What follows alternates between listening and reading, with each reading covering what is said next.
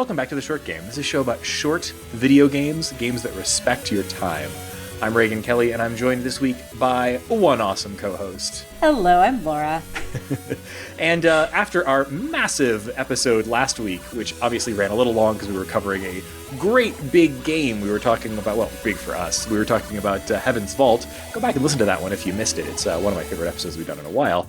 We decided we needed a little bit of a week to decompress and do something small and light, and two of our co-hosts couldn't make it, so we decided that this was finally the week that we were going to talk about The Haunted Island, a frog detective game. And I am extraordinarily happy we did, because it is just the amount of silly and light and literal smiley faces that I needed in this inexplicably wintry Chicago weekend.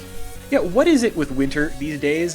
I remember somebody telling me at one point about Denver winters that winter here is like getting in an argument with somebody, and they keep storming out, and then every few minutes they just come back into the room and say, and another thing. That's what winter's been like here. It's been one repeat after another, and we're finally, I think, back into some actually nice weather. But last week it was like beautiful and then snow, and then beautiful and then snow. And if you just want a beautiful little adorable game that's 40 minutes, it's not the shortest game we've covered. We have covered 15 minutes games, and somehow that episode was an hour. Wait, which one are you talking about? I'm trying to remember.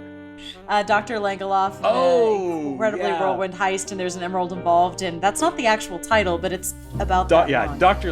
Oh, geez, I'm not going to get it. Dr. Langiskov, the emerald, a tiger, and a... Dr. Langiskov, the tiger, and the terribly cursed emerald, a whirlwind heist. So I did get all the words. You did. They were just in the wrong order. Frog Detective has a lot in common, actually, with that game. It's just as silly, and if you're going in hoping for something, it's going to take a bit of a right turn.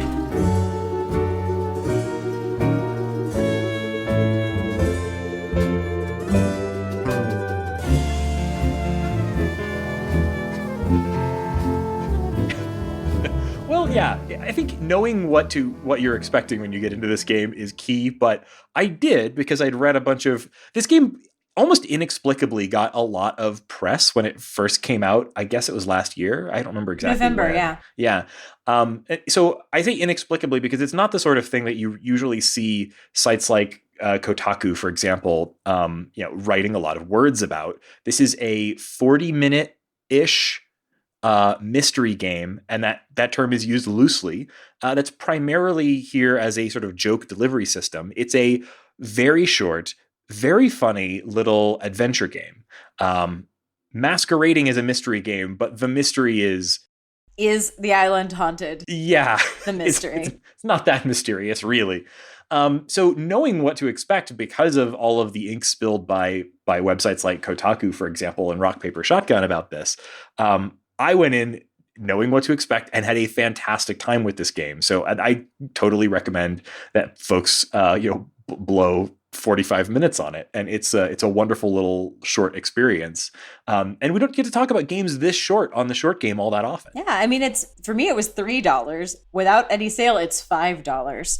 It's worth every penny. And what I loved about this is I had a delightful time with these characters who did not take them super seriously. And then I got to read a bunch of pretty serious interviews with the creator about how she made such a light game, because I've played a ton of detective stories, I think, where they had to go super hard-boiled, real hardcore noir. And she decided to, quote, lift this music, story structure, camera angles, and episodic structure of noir. But notice that there's literally nothing else that she took. She didn't pick the characters.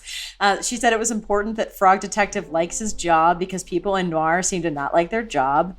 And she was like, what if the noir detective liked his job and he was nice to everybody and got good? He didn't intimidate anybody. They just wanted, they needed some help. He helped them. He gave them stuff. Mystery solved. Yeah, he's such a good boy. He's such a sweet, good boy. Sweet boy. I love Frog Detective.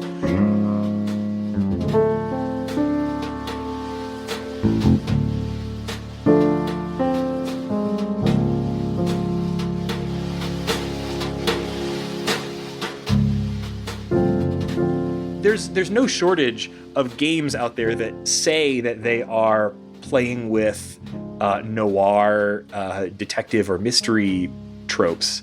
And invariably, what that means is they're taking the storytelling style and the tone of noir and applying it to different genres or settings. This is taking things about noir that I wouldn't necessarily have thought of as sort of key to noir, like she mentioned, camera angles and things like that, and music, and porting that over to something that lacks all of the tone and structure and content of a noir, and instead replaces that with something that I would say is closest akin to like The Muppets. And it really works because it still makes you think about that noir stuff, even though it's a completely different vibe. It's like light and fun and sweet and cute and very funny. I don't know. It's really surprising how you're able to like still evoke that noir feeling while not being dark, which is sort of the key to noir, I think. Yeah, there is lightning in the background, but everybody is well lit. There is spooky music and spooky things happening, but a lot of people just standing around and trying to act like they deserve to have their jobs. It is a really, I keep saying light because it is tonally light. It is the opposite of dark. It is not trying to be overly hardcore just to make you laugh. It is funny on its own merits. It reminds me a little bit Humorize. It's not as hipster as Donut County, and people in there could be mean to each other, but it has the same kind of goofiness of Donut County. Also, I think they have a lot in common visually because they have a very similar color palette, and they're both playing with sort of like soft, lo-fi, low poly 3D art. So I think if you like the art style of Donut County, this is immediately going to appeal to you visually. Oh, definitely. It's almost... It is literally cartoonishly 3D. Yeah. So I think we should probably spend just a couple minutes talking about actually what this game is all about, because knowing a little bit about it in advance helped me with my experience of the game. Not that I feel like there's something like deep that you need to be prepared for here, but it's a light adventure game. And you play as the titular frog detective, who is a very cute 3D model of a frog wearing, just a shirt and pants. And he's investigating the mystery of a haunted island. There's an island. Some of the people who live on that island think that it's haunted. Some ghost scientists have been sent out to the island and have yet to be able to determine if it's haunted or not. And so you're being sent out to interview all of the ghost scientists and the residents of the island and try to determine the truth about the haunted island. Yes, and unlike many noirs, one of the first subversions, I guess, is you get a call from your supervisor, and then you just have a nice conversation about how he's doing. Yeah. And then eventually he's like, oh, yes, there's a case I should talk about. But there's no yelling. There are beautiful pictures on the wall you can look at with your magnifying glass, and you're in for a good, safe time here. Yeah, I really, really like that the Penguin boss says that they asked him to send his best investigator. And then Frog Detective, completely without any ire or jealousy, says, oh, was Lobster Cop not available? He's like, yes, Lobster Cop is unavailable, but I put my second best on it. I mean, we don't want to like retell the story of the game here or give away too many of the jokes, but like that was very best foot forward. I loved how positive Frog Detective was about being the second best detective. And he clearly, I hope we get to meet Lobster Cop someday. Yes, I would love to meet Lobster Cop. But if you want to talk putting your best foot forward, the configuration screen has a pretty elaborate apple bottom jeans, Shorty Got Low joke in it for the graphics quality. Yep. That is putting your best foot forward. That really was. As soon as I pulled that up, and I was like, "Oh, what is?" I couldn't tell whether apple bottom jeans or Shorty Got Low was the high or low graphics settings. Mm-hmm. You pretty much have to guess. I'm not sure that the graphics settings actually do anything. Yeah, I'm not sure they do anything. I assumed that as you go down through the lyrics, Shorty got low, low, low, low, low. So I assumed the bottom was the lowest resolution, but who knows? Didn't really matter. This is not a game where graphics quality is a high decision. You're really going to miss out on all those expensive particle effects that Grace spent her whole budget on. Gotta get those polygons, man. Yeah. Gotta get those polygons.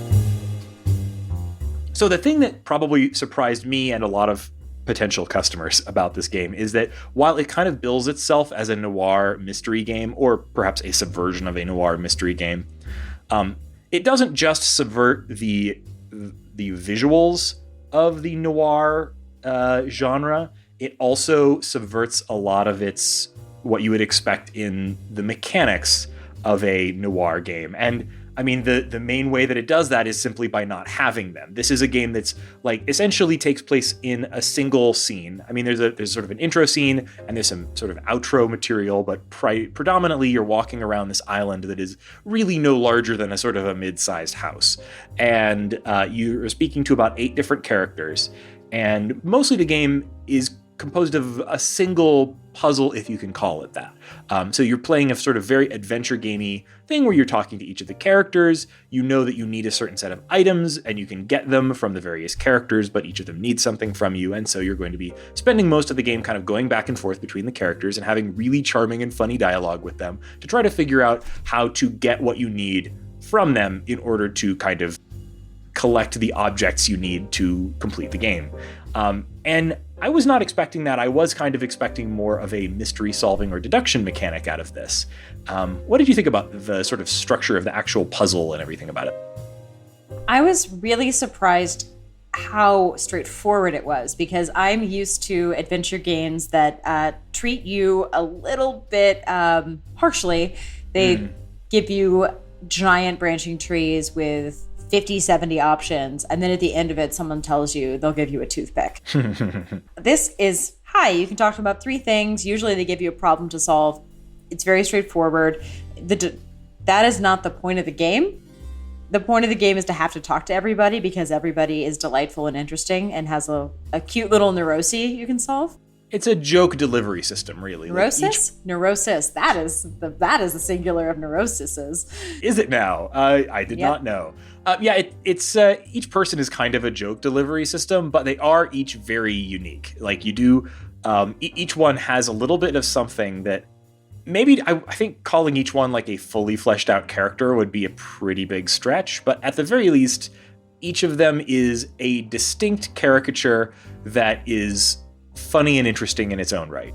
I mean, you call them a joke machine, and to me, it's that you need the kernel of a character that's distinct so you know what makes them funny. Yeah. And she bothered to find that for every character.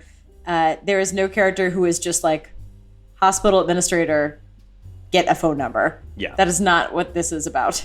There's never somebody who is just there to serve the plot. Everyone's got a hook, like a sheep who hates wool and thinks it's disgusting.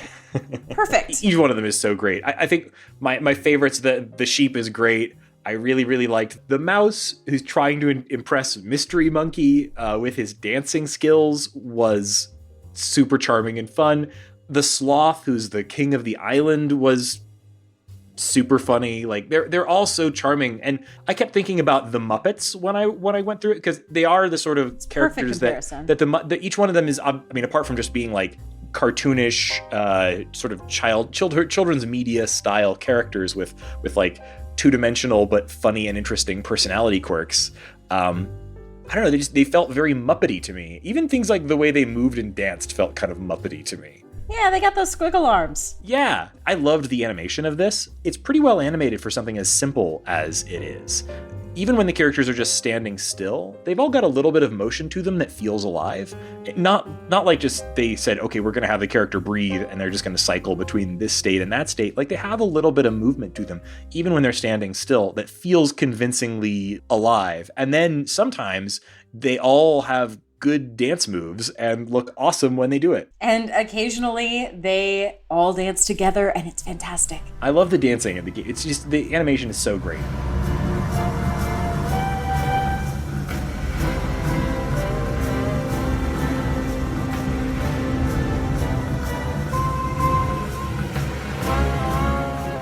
I adore smart, dumb things. So the dumber something is, the smarter I want the person behind it. So when I read a quote like this from the dev, the most important thing for me about making a community within a game is to make sure the characters have a purpose for being in the space. It doesn't mean they have to be contributing to the space, that they're around for a reason. I go, And then I realize it's because the scientists don't know what their job is. Their purpose is to stand and look busy, so they can just stand there. Yeah. That is a smart, dumb decision. And I'm super here for it. Yeah, I think I really like the description of this as sort of like a smart, dumb game. Like, this is full of dumb jokes.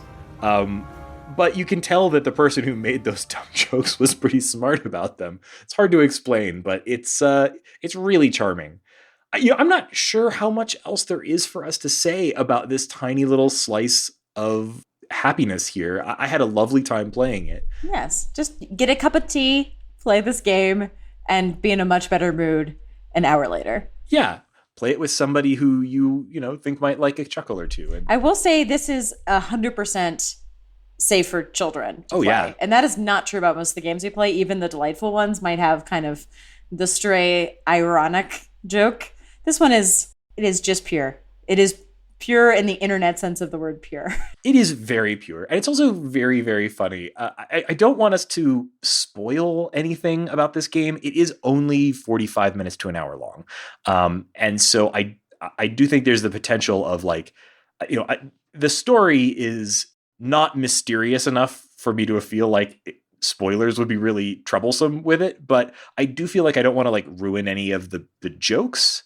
But I do also want to talk a little bit about some of the moments that I thought were really clever and funny to help folks who might be on the fence about the game make up their mind about whether the sense of humor on display here is something that would be for them. I know we already talked about Lobster Cop, who gets referenced several times, and just I cannot get enough of the phrase Lobster Cop. I love that so much. I think Lobster Cop is an excellent boy, and I kind of hope he never shows up because I want him always to be referenced as too busy. Frog Detective's on the case. It's okay. Yeah, Frog Detective is second best, and that's okay. I really enjoy when a game has a thing that you can do that has no point to it.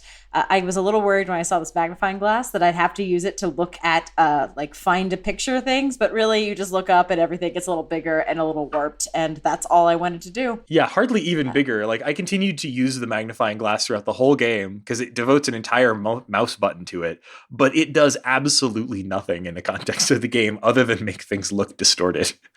Mm-hmm. It's so funny. I really, really liked, there were some great, one-off lines here and there in the game. And one of my favorites was when Frog Detective was talking to the mayor or king or whatever of the island about his hat. And he said that he can't wear hats because he has an oddly shaped head. I was like, yes, you do. You do Yes. have an oddly shaped head, Frog Detective. Very true, Frog Detective. And I'll also give one more shout out to the smiley face bugs and lizards around the island. They're just there. They're smiling. If you look into little odd corners in the game, there's sometimes little rewarding things like that. Literally every bug or starfish on the beach, or there's some snakes in the trees.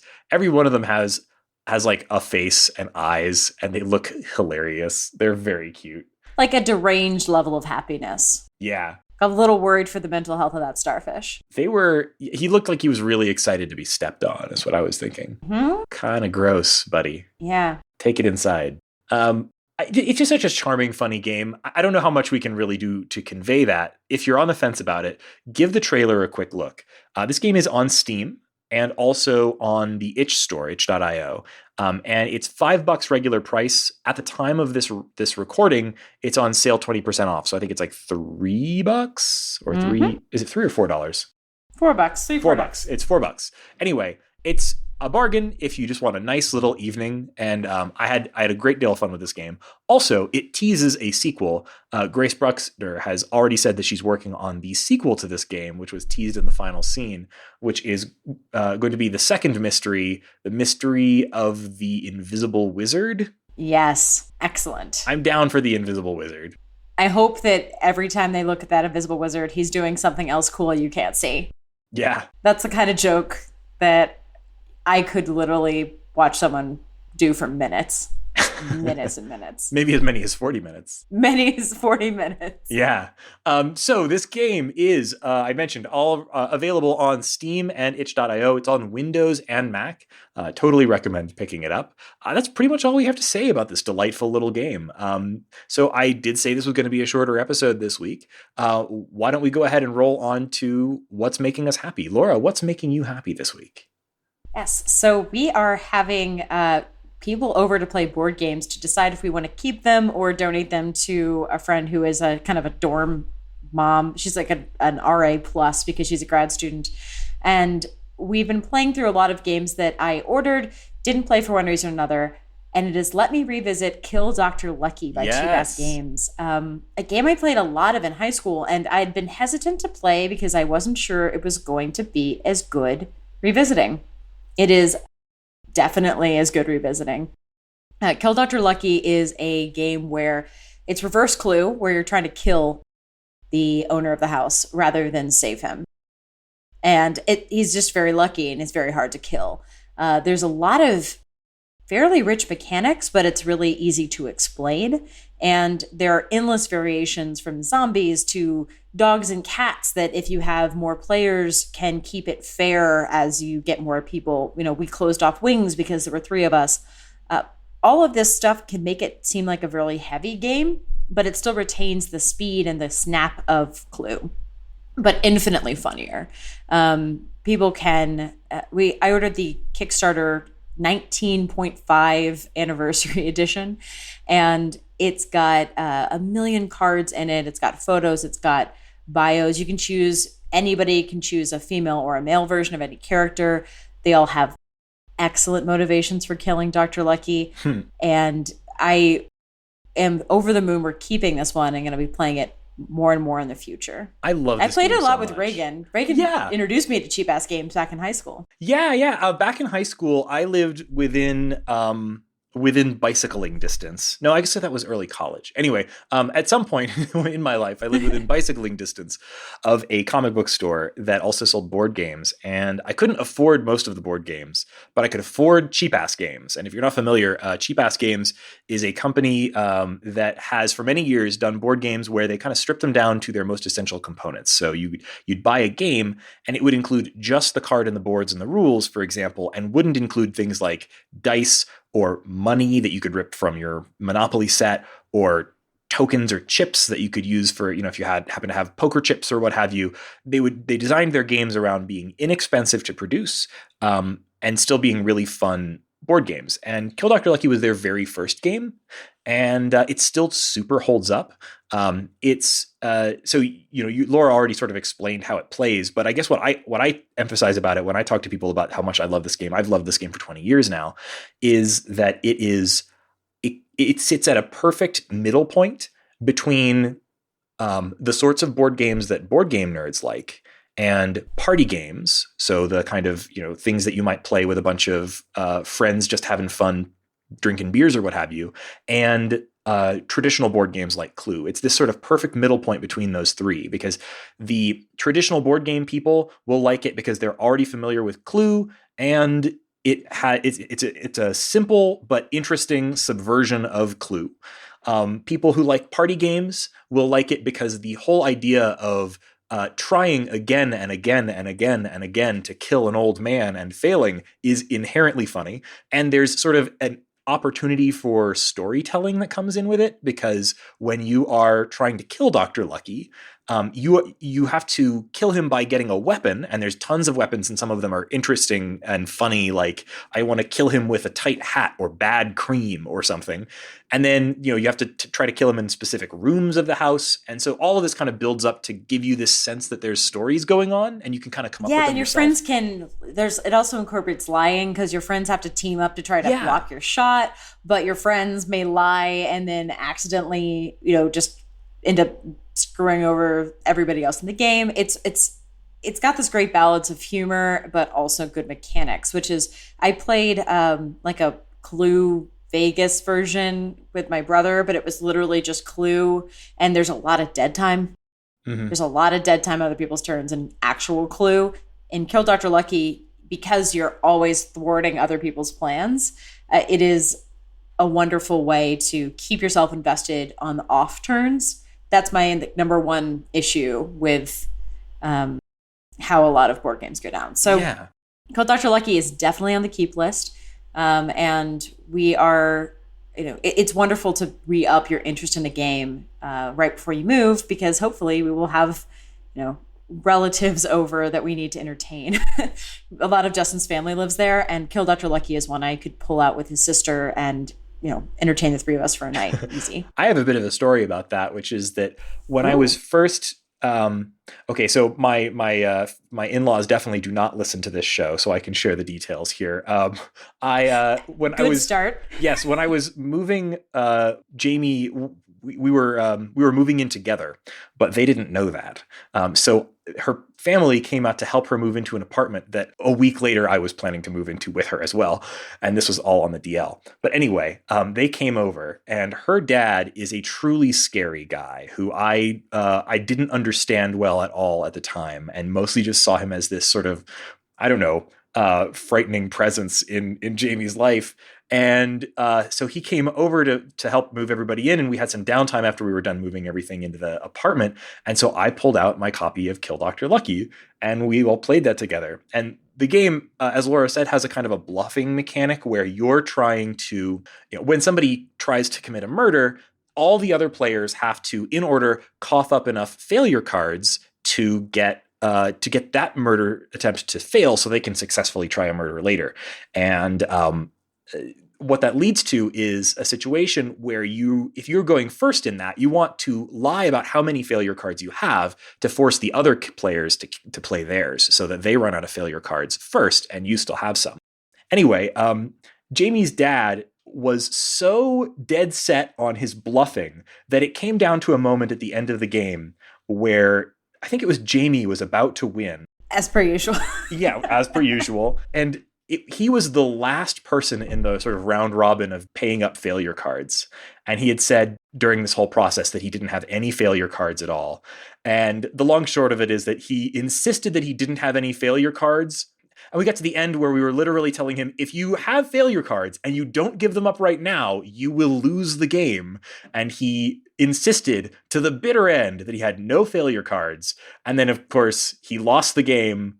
And then, of course, he had failure cards. He would just rather have gone down lying than own up to having bluffed. My personal worst bluff game situation was when someone insisted in Coup that the whole game it's basically werewolf, if you're familiar with werewolf. It's trying to find the spy. And my brother had a few too many beers and kept insisting that Justin was smart and therefore he must be the spy. And I was like, that's not how random number generation works. He kept being like, Justin is smart. He's got to be the spy. And I was like, no, again, the cards are handed out randomly. But he had just had like one too many beers to get that. And it was one of the most frustrating gaming experiences of my life. His wife went down lying in that game too. Like, she was the spy. And he kept being like, you betrayed me. And she's like, again, I didn't choose to know how board games work. He's like, you lied to me. She's like, that's literally the mechanic of this game, is lying. Yep. Some people will just go down bluffing, It's very funny. So I always have a very soft spot in my heart for that game, and I totally recommend it. And I believe that the 20th or 19 and a half anniversary edition is just available to purchase on Amazon these days. Yeah, it's completely available. I've seen it in game stores. Yeah. So if you want a good time with something that doesn't feel quite as off-putting as like a game no one's ever heard of, you can just say, Kill Dr. Lucky. It's reverse Clue. And your friends who are scared of kind of German strategy games will go, okay, I've played Clue. It's much less German than most of the board games I play. Exactly. Very good game. So I guess I don't have a whole lot to talk about this week, but one thing that's definitely making me happy is our new logo. I'm hoping it's on the episode that you're listening to right now. And if it's not, I'll at the very least have it as sort of chapter art that you can look at in your podcast player right now. But Laura, thank you so much for helping freshen up our logo. Yeah, very happy to. We just wanted something that combined all the different things we've been using. We're trying to make the show a little bit more, friendly to newcomers, since we've got a huge back catalog now. And so we're trying to do a couple more things of like pulling out old stuff. We're going to be working on a list of suggested first episodes for newcomers. So if you've got any favorite episodes you think we really should include in that list, let us know. But new logo is just part of that. So if you got anything else you think makes us look sloppy, please let us know. Yeah. I don't want to toot our own horn too much here, but I mean, we've been doing this show now for about 5 years, and I think we've gotten pretty okay at it. And I'm really happy with the Yeah. way things have been going lately. And throwing a slight new coat of paint on things never hurts. And listeners, I want to hear from you if you have suggestions about things we could be doing differently with the show, even if they might. I know you love the show. That's why you're listening. Thank you so much. But if you have a thing where you think, I wish they'd do this a little differently, we want to hear it. Can't promise to act on all of it, but we definitely want to hear that stuff. We're doing our best to try sort of kind of give the show a little bit of refreshed attention. You may have noticed that we've resumed weekly updates. I don't want to promise anything there, but we've been making a renewed effort to have an actual weekly schedule, and that's something that we're quite proud of.